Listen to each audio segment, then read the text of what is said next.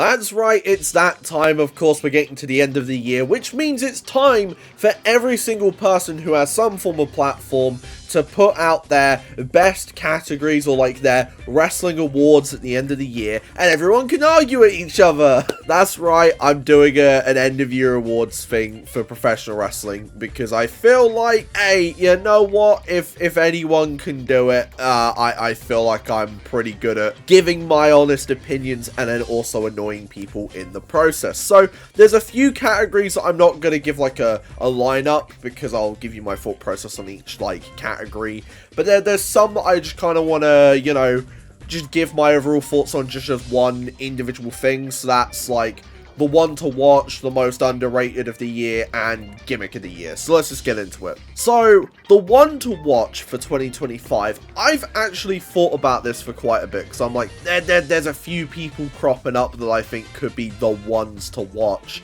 But I'm probably going to say Sinner and Saint in TNA are a tag team to absolutely keep your eye on in the future. I genuinely think that they are going up and up and up, and I really see them becoming TNA World Tag Team Champions maybe by next year, but they're definitely going to be doing more high profile stuff. Well, I mean, to be fair, they're already doing insane stuff in TNA, but I genuinely think they're going to be at a higher level this time next year. Most underrated of the year. I think this is a really difficult category because it depends on what you mean by underrated.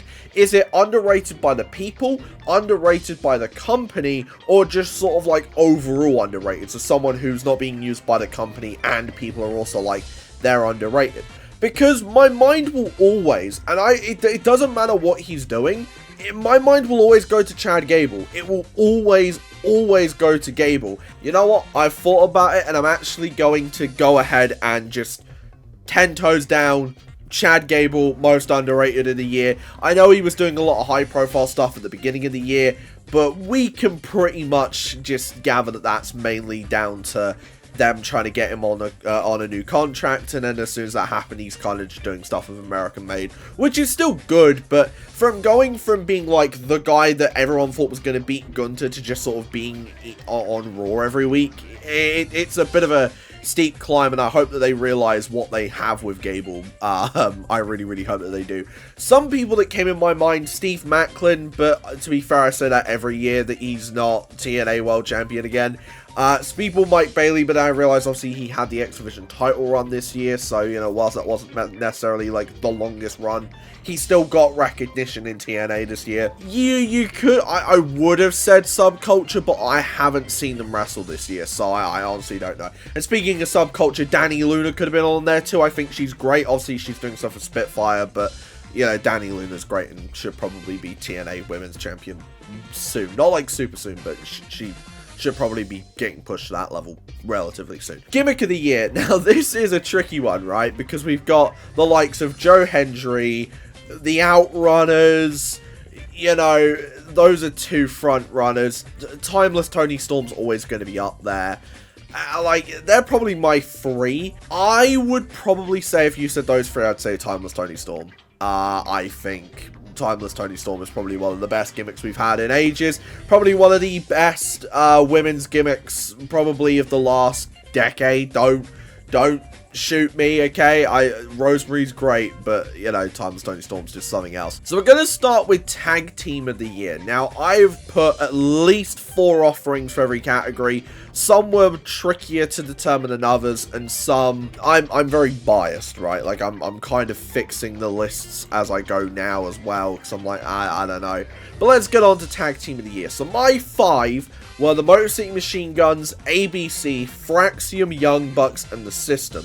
Now, I wanted to try and do a good spread of WWE, TNA, and AEW because those are the 3 companies that I watch the most. However, obviously, I feel like tag team wrestling has taken a bit of a hit this year. I really can't think of many standout tag team matches that I've actually watched this year, except for the matches between ABC and The System. Like, they're probably my favorite tag team matches of the year. Their Slammiversary match is incredible. I would say if you don't watch TNA, but you like tag team wrestling, that is probably a match that you should go ahead and watch. It was an absolute sleeper of a match at Slammiversary. That being said, ABC are my tag team of the year. Obviously, you know, if we put aside the fact that Chris Bay has been injured for the past few months, absolutely hope that he's doing alright. It sounds like it's a nasty injury, so I'm just hoping that he's alright, you know. It's not about when he can come back to wrestling, it's just I hope that bro is okay. ABC had a fantastic year. Coming into 2024 as the tag team champions, basically just being around tag team championships the entire year. And yeah, it's a damn shame that they didn't get to end the year as a team, obviously because of the Chris Bay injury, but for literally what, like at least 10 months out of the 12, they have been consistently great, and genuinely I think they are my tag team of the year, and I can't think. Motor City and the System were close, but I just think ABC, just personally, is above all of them. So we're going to get into Feud of the Year. Now, I've got a really funny one here, but you just got to bear with me. So, Hangman versus Swerve, pretty obvious. Hangman versus everyone, because he seems to hate everyone nowadays. Roman versus Cody was like the forefront of the beginning of the year. Bayley versus Damage Control, because it was EO versus Bayley, and that's like two of my favorite women's wrestlers, so of course they're going to be there. And Drew McIntyre versus CM Punk, because they were able to make that work despite the fact that Punk couldn't wrestle for at least, what, like the first, as he could wrestle at the Rumble, got injured, couldn't wrestle until like August, so they were able to make that work. And honestly, there were some blips, but it is my Feud of the year. This is again me being biased. I love Drew, I love Punk. I genuinely think that feud was incredible, so naturally that's going to be my Feud of the year. Hangman Swerve was probably the closest one to winning this, just because of their all-out match, which we will get onto a little bit later on in this video. But in all honesty, it was a great time, man. And Drew versus Punk, very deserving of Feud of the Year, I think. Their Hell in a Cell match was incredible. You know, the strap match at Bash in Berlin was... yeah, it was a match. It was a match. Their special guest ref match was fun. Their feud throughout the entire year has been pretty good. Not really much else I can say about that other than, yeah, you know, Feud of the Year. So then we get into the thing that I think is arguably the most, like, personal award, which is Match of the Year. Like, everybody's gonna like something different, right? My 4 on this list are the 4 matches that I was probably the most engaged with out of the year. There are only 4 matches. I could probably chuck in a 5th. I probably will chuck in a 5th, and you'll hear why. It's not going to win, but I still want to shout out the match. The 5 matches are Hangman Adam Page versus Swerve Strickland, lights out steel cage match All Out. Fantastic match. I'm a big hardcore guy. Matches like that are what I live for, I'm not going to lie. Their Texas Death match last year was my match of the year, so the fact that they were able to strike twice in the fact that they're on this list, it is incredible. Drew McIntyre, CM Punk, Hell in a Cell. Again, it was a brutal match. Probably more brutal than people genuinely expected. Even though, let's be real here, Hell in a Cell has come back for the first time in 18 months. It's going to be special. Bayley versus Io Sky, WrestleMania 40, just a match I really enjoyed, and a match I felt like was really good, and a really good showcase of what both of them could do. I wish the story was better going in, but unfortunately, you know, that's how the cookie crumbles. And then we've got Roman Reigns, Cody Rhodes, WrestleMania 40, of course, has to be on this list. The amount of, like, storytelling in that, you know, we always joke about how, oh my god, cinema, but, you know, it's the truth. It was a really, really well told story in that match. And my 5th match would be ABC versus the System at Slammiversary. Once again, do go ahead and check that match out. It was great. Genuinely probably my personal favourite tag team match of the year. But, hey, it's Hangman Adam Page, Swerve Strickland all the way, my friends. They've done it again. They've absolutely done it again. Another hardcore match is my favorite match of the year. It was brutal. I remember watching it and just being like, oh my god, like the power bomb on the cinder block. No, wait, no, that one was brutal. But the vertebraker on the cinder block, and you can see like the blood starting to form on the back of Hangman. I was like, oh my god, this is a match. This is an absolute match. I understand that's, you know, not kind of the match for everybody, and I completely understand that. And there are going to be some people who are like, how can you like hardcore wrestling? I hate horror movies, by the way. I hate horror movies. I love hardcore wrestling. I don't know how that works. It just does. But Hangman Adam Page, Swerve Strickland, All Out. That's my match of the year. Then we move on to men and women's wrestler of the year. I'll start off with the women's wrestler of the year. So my 5. This one's quite interesting. We've got Io Sky, who is probably still my favorite women's wrestler of all time. Let's be real here. A bit of a rough year, but I still think that she consistently had good matches. Came into the year as women's champion and was very integral to the War Games match. Even though that wasn't the best match, Io still was like one of the highlights of that, so, you know, it'd be what it be. Jordynne Grace, you can't deny, right, as much as Jordan's probably had one of her weakest years, and that's crazy to say with what she was able to do this year. Jordan, I genuinely think, probably had one of her weakest years this year, just because it did feel like at one point she was kind of being the training tool for NXT for a little bit. But her Knockouts title run was great. I do think that she's probably going to WWE next year, if we're being completely honest, but if this is her final year in TNA, it was a pretty good one, I'm not gonna lie. Masha Slamovich, I'm always gonna be biased. I really like Masha Slamovich. I think she's really good, and she probably should have won the Knockouts Championship when she took on Jordynne Grace the first time.